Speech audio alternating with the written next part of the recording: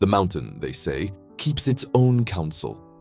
For 10 long years, the towering, majestic peaks of the Chilean Andes had maintained their absolute silence regarding Alejandro Vargas. He was merely 21 when he vanished in the unforgiving winter of 1991, an adventurous, bright-eyed university student swallowed whole by the vast, relentless snows near the remote Cajón del Maipo.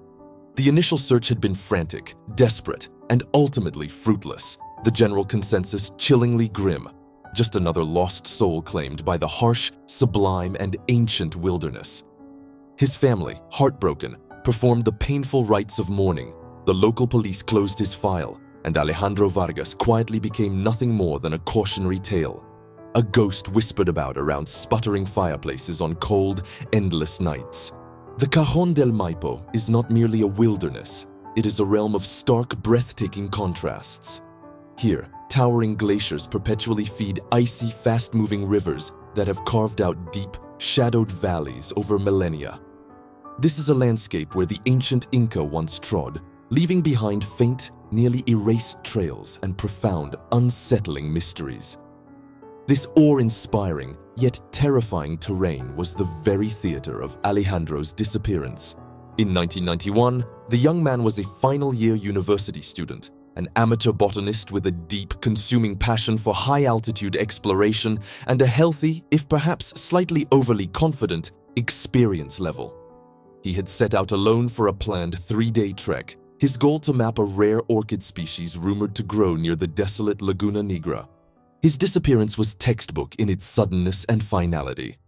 An unexpected, blindingly fierce snowstorm rolled in without warning, effectively and completely erasing his tracks from the face of the earth. His distinct orange tent was never found, his modern backpack vanished without a trace, and the search efforts, heroic as they were fatally hampered by the sheer, crushing scale of the terrain and the abrupt, brutal shift in weather. For the Vargas family, the years that followed were a cold, protracted, and excruciating ache. They clung, desperately, to the faint, irrational hope that somewhere, somehow, he might have found shelter. But the terrible, undeniable logic of the Andes dictated the worst possible conclusion. Then, 10 years to the very day of his disappearance, a full decade later, in the late autumn of 2001, a lone, spectral figure stumbled, disoriented and weak, out of the dense scrub bordering a high-altitude reservoir. The site was miles from the original 1991 search grid. The man was appallingly emaciated, his skin deeply sun-scorched, and he was wearing only tattered, fragmented strips of what looked like vintage, pre-1990s hiking gear. His eyes held a vacant, terrifying stare, the look of a man who had been forced to witness too much darkness. A passing forestry worker, understandably startled by the sudden appearance of this specter, cautiously offered him water and a trembling hand. When the figure finally managed to speak, his voice was a dry, rasping sound, a sound of disuse, but the words that issued forth were terrifyingly, profoundly alien. They weren't Spanish, the language of his home, nor were they any common indigenous dialect of the Chilean region. They were guttural, strangely rhythmic, and utterly impenetrable to the modern ear. The man everyone knew had been missing for a decade. The man identified as Alejandro Vargas had somehow returned. But the person who finally left the mountains was definitively no longer the same man who had confidently entered them. He had returned speaking a language that, according to the world's best, most seasoned linguists, had been absolutely, irrevocably dead for over 4 centuries. The joyous miracle of his return was immediately eclipsed by the stark, incomprehensible terror of his condition. The initial identification of the returned hiker was based on a distinct surgical scar visible on his left arm, and, most heartbreakingly, the immediate painful recognition of his eyes by his now aging parents. But as quickly as the joy of his return erupted, it was violently eclipsed by the stark terror of his physical and psychological condition. Alejandro was severely malnourished and suffered from a profound dissociative state. He remained utterly silent for days on end, reacting only to the sight of mountain water, which he drank compulsively as if driven by some primal need. Then, the terrifying cadence began. When he finally started to speak, the rhythm was melodic yet harsh, filled with sounds entirely foreign to modern, contemporary tongues. Doctors and local police initially dismissed his utterances as simple glossolalia, meaningless babbling, a profound trauma response to years of unimaginable solitude. However, a sharp-eared linguist from the University of Chile, Dr. Elena Rostaño, who specialized in the obscure field of pre-Columbian languages, was called in as a desperate final resort. Dr. Rostaño meticulously recorded every single utterance, every gasp and phrase, comparing them exhaustively against countless archived texts and the dying echoes of forgotten dialects. Her finding was not merely revolutionary, it was deeply, fundamentally unsettling. The sounds, the complex grammar, the syntax, they all pointed to a highly specific, complex, and isolated language. Dr. Rostaño definitively identified it as a variant of Kulina Pukina. This was a language that had been spoken by a small, isolated group in the high Andes prior to the arrival of the Spanish conquistadors and had been officially, definitively considered extinct since the mid-16th century.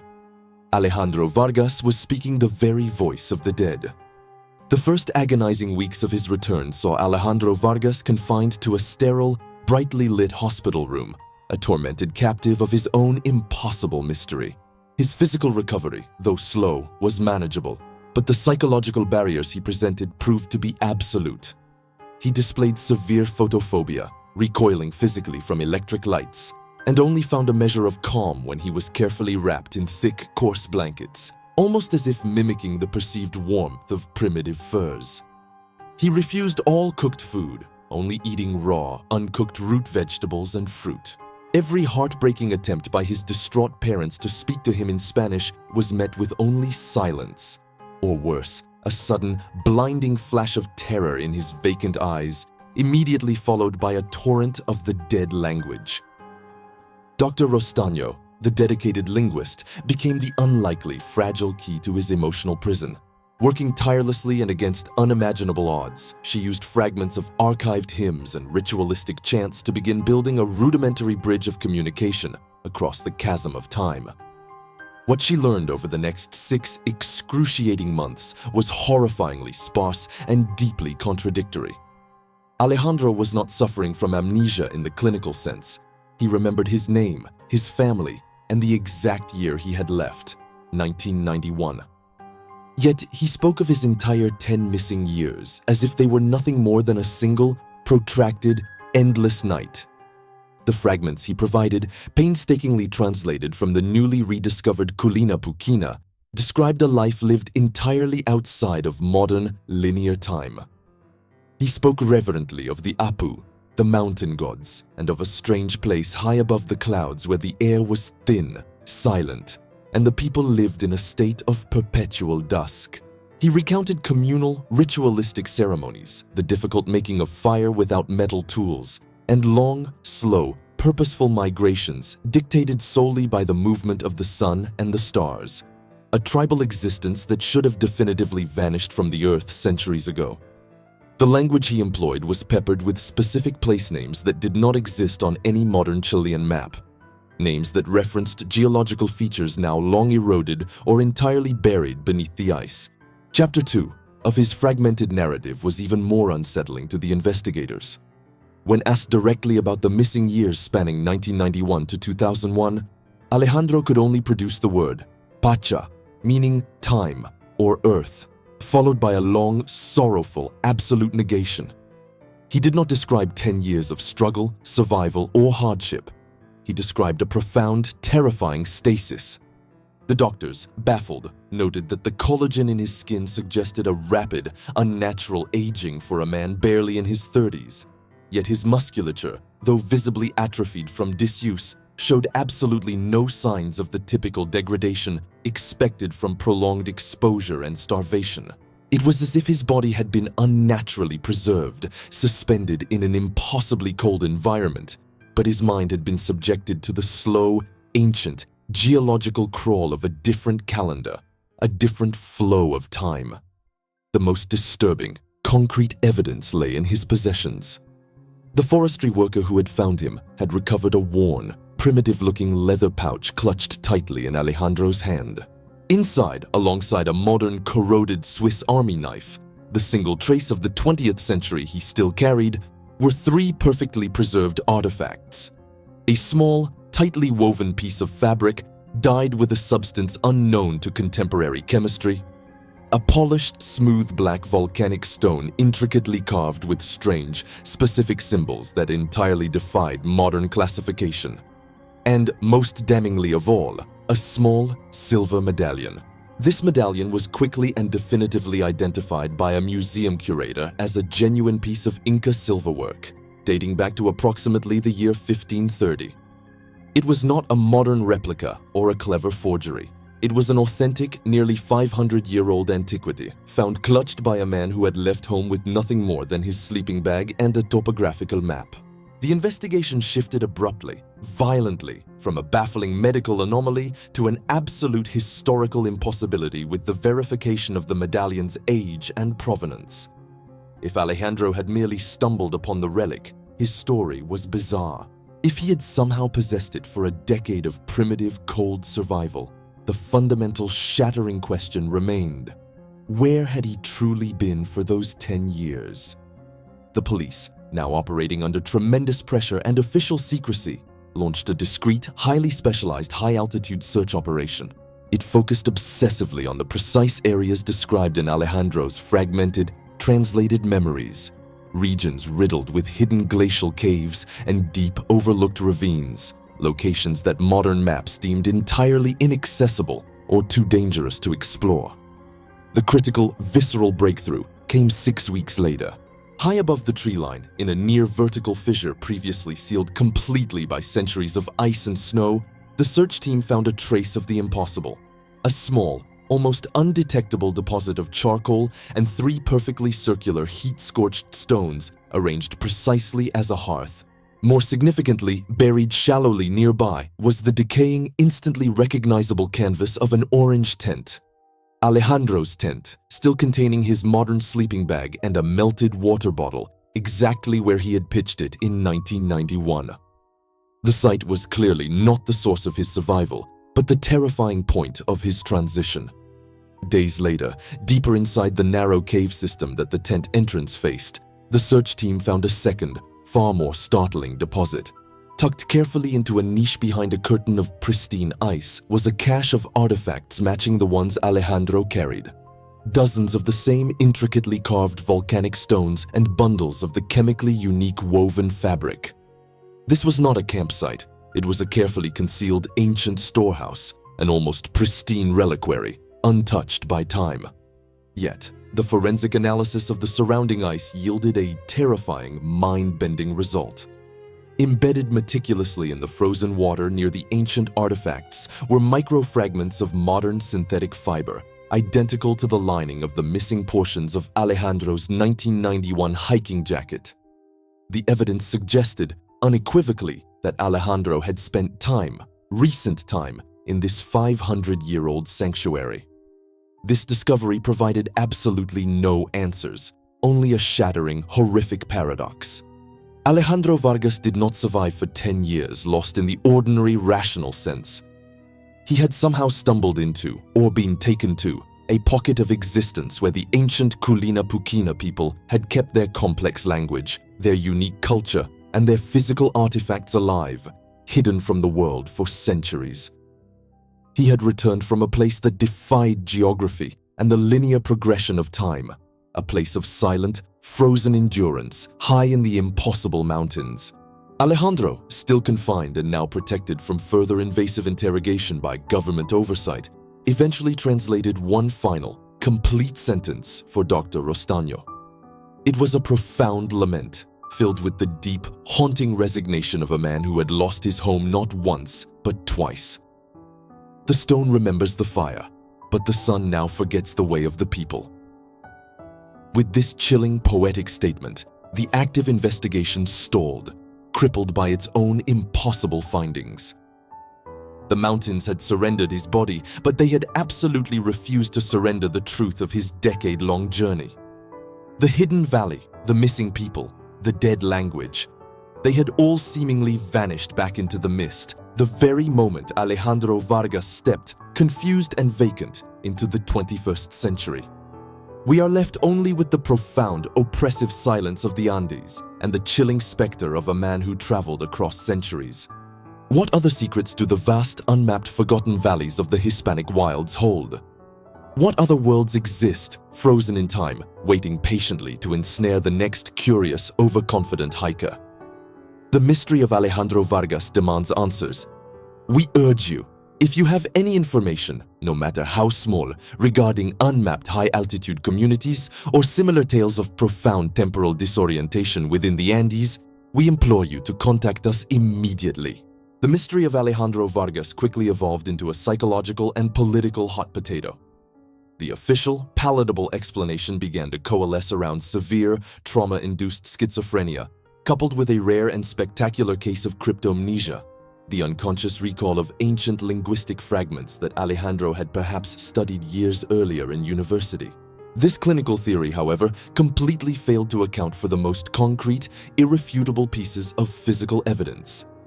The genuine 16th century Inca medallion and the modern synthetic fibers from his jacket, found intermingled alongside the 500-year-old artifacts in the hidden ice cave, were undeniable contradictions to the medical explanation. Geologists, when called upon, cautiously suggested that the cave itself was a profound natural anomaly. Perhaps it was a vast pocket of ice that preserved its contents against the destructive march of time. But even they could not explain the presence of the deliberate charcoal deposit and the specific arrangement of the stones that definitively suggested recent human use. Chapter 5 detailed the growing, angry divide among the global experts. Archaeologists were soon convinced that the cave was a genuine, astonishingly preserved, and previously undiscovered Kulina Pukina retreat. It was, they argued, a final stronghold of a culture that had cleverly managed to evade the Spanish conquistadors and the subsequent centuries. But were the people themselves still there? Were they still alive? Anthropologists argued vehemently that the very notion of survival for 5 continuous centuries in such a remote, high-altitude, and relentlessly inhospitable environment was simply mathematically impossible. Yet Alejandro had not returned home speaking nonsense or babbling. He had returned speaking a language that was structurally sound, grammatically complete, and linguistically complex, a language that, by definition, could only be fluently employed by a native speaker who had recently used it. The linguistic consensus, a terrifying convergence of logic and impossibility, eventually solidified. Alejandro had indeed interacted with other living speakers of this dead language. The explanation that haunted the public imagination, and more alarmingly, the minds of a few intrepid, open-minded investigators, was at once simple and terrifying: temporal displacement. Perhaps the remote Cajon del Maipo, with its known volcanic activity, its deep, unexplored geothermal vents, and its ancient geological structure, contained a unique geophysical condition. Perhaps it was a permanent, localized fold in the very fabric of time.